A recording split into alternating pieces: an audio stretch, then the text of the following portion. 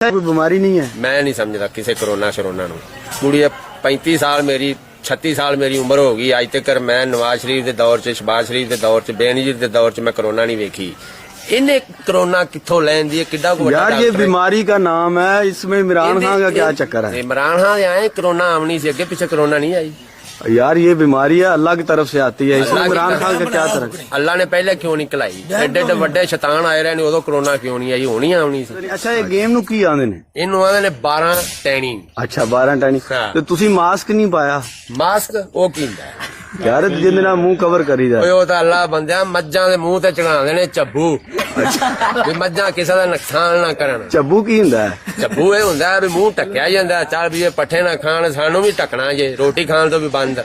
अच्छा हर शै खाना पीना साडा भी बंद कर दो, जेड़े घर दाने पैने 4 मन घेरी तो भी लै जाण।